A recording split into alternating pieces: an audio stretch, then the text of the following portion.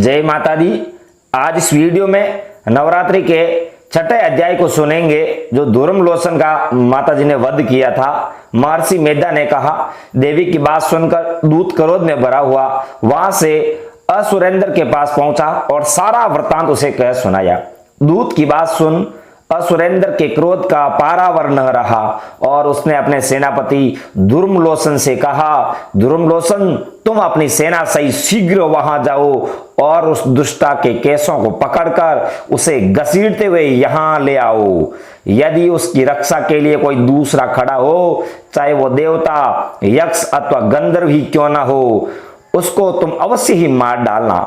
महर्षि मेधा ने कहा, शुंभक के इस प्रकार आज्ञा देने पर दुर्मलोचन 60,000 राक्षसों की सेना को साथ लेकर वहां पहुंचा और देवी को देखकर ललकार कर कहने लगा, अहि तू अभी शुंभ और निशुंभ के पास चल। यदि तू प्रसन्नता पूर्वक मेरे पास न चलेगी तो मैं तेरे केसों को पकड़कर घसीटता हुआ तुझे ले चलूंगा। देवी बोली, हे असुरेंद्र का भेजा हुआ तेरे जैसा बलवान यदि बलपूर्वक मुझे ले जावेगा तो ऐसी दशा में मैं तुम्हारा कर ही क्या सकती हूं। महर्षि मेधा ने कहा। ऐसा कहने पर दुर्मलोचन उसकी ओर लपका, किंतु देवी ने उसे अपनी हुंकार से ही भस्म कर डाला। यह देखकर असुर सेना क्रुद्ध होकर देवी की ओर बढ़ी, परंतु अंबिका ने उन पर तीखे बाणों, शक्तियों तथा फरसों की वर्षा आरंभ कर दी। इतने में देवी का वाहन भी अपनी गिरवा के बालों को झटकता हुआ और बड़ा भारी शब्द करता हुआ असुर सेना में कूद पड़ा।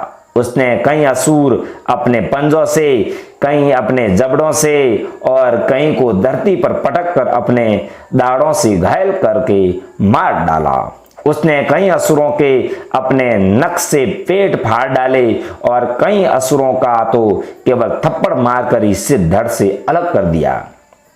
कई असुरों की भुजाएं सिर तोड़कर डाले और गर्दन के बालों को हिलाते हुए उसने कई असुरों को पकड़कर उनके पेट फाड़कर उनका रक्त पी डाला। इस प्रकार देवी के उस महाबलवान सिंह ने क्षण भर में असुर सेना को समाप्त कर दिया।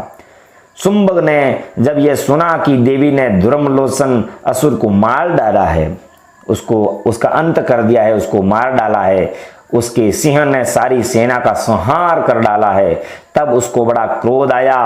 उसके क्रोध के मारे ओंठ फड़फड़ाने लगे और उसका मुंह है जो फड़फड़ाने लगा।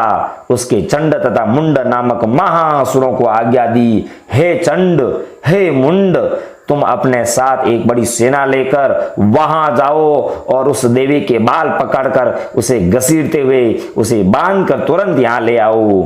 यदि उसको यहां लाने में किसी प्रकार का संदेह हो तो अपनी सेना सहित उससे लड़ते हुए उसको मार डालो और जब वह दुष्टा और उसके सिंह दोनों मारे जावें तब भी उसको बांधकर यहां ले आना। जय माता दी। ये छठा अध्याय समाप्त हुआ है।